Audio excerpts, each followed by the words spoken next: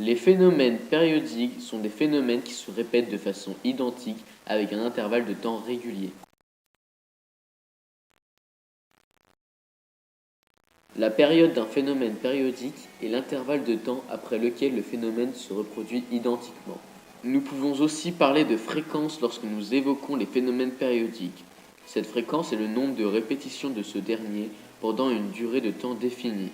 On peut ainsi déterminer la période ou les fréquences d'un phénomène périodique grâce à la relation suivante. Nous pouvons observer des phénomènes périodiques dans l'espace. Nous allons prendre pour exemple la révolution Terre-Soleil.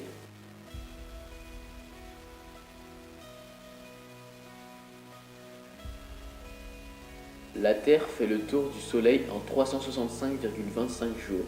C'est la période du phénomène périodique. Pour mesurer la fréquence d'une révolution Terre-Soleil, nous utilisons la formule vue précédemment. Ainsi, nous posons 1 sur 365,25 fois 24 fois 3600, ce qui nous donne 3,16 fois 10 puissance 8 Hz. Cependant, ces phénomènes périodiques sont également présents sur des planètes beaucoup plus lointaines. T 188 753 AB, l'exoplanète aux 3 étoiles. L'exoplanète HT 188 753 AB a été découvert en 2005 par un astrophysicien polonais. Cette planète porte le surnom de Tatooine dû à son appartenance à un système comportant 3 étoiles. En effet, dans ce système stellaire, 2 étoiles orbitent autour d'une troisième plus grande, une géante gazeuse. Ainsi, HD 188 753 AB exécute un phénomène périodique en réalisant un mouvement elliptique autour de son étoile en 80 heures. Ces 80 heures peuvent être considérées comme la période. Plus, les 2 autres plus petites étoiles effectuent une révolution autour de l'étoile principale en 27,7 ans et font le tour l'une de l'autre en 156 jours. Ainsi, les mouvements qu'effectuent les différents astres de ce système sont des phénomènes périodiques. SWIP 10, l'exoplanète fusée. Parlons maintenant de l'exoplanète la plus rapide jamais découverte, SWIP 10, se situant à plus de 22 000 années-lumière de nous, effectuant une rotation autour de son étoile en un peu moins de 10 heures. Sa forte vitesse est justifiée par sa position à seulement 12 km de son étoile, par sa faible taille et par sa masse 1,6 fois plus importante que celle de Jupiter.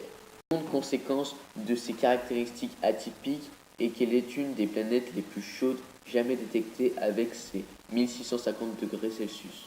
La période de la révolution de cette exoplanète est de 10 heures. Pourtant, nous ne sommes pas obligés de nous éloigner autant de la Terre pour observer des phénomènes périodiques dans l'espace. L'ISS, la Station spatiale internationale. Parlons ensuite de l'ISS, dont l'orbite autour de la Terre est un phénomène périodique. Il se déplace à une vitesse de 28 000 km/h et est situé à environ 370 km au-dessus de la surface terrestre. Tournant au sens inverse de la rotation de la Terre, elle met donc 90 minutes à effectuer un tour de celle-ci. Ainsi, ces 90 minutes représentent la période. Enfin, toujours plus proche de nous, le phénomène de la marée est un phénomène périodique. Ce phénomène est caractérisé par la montée et la descente des eaux. Nous allons donc expliquer en quoi consiste ce phénomène et pourquoi est-ce un phénomène périodique. Tout d'abord, ce phénomène est dû en grande partie aux effets de l'attraction lunaire, mais également à la force centrifuge créée par la rotation de la Terre. L'attraction qu'exerce la Lune sur la surface de la Terre va attirer l'eau des océans à elle. De plus, la Lune et la Terre sont toujours en mouvement.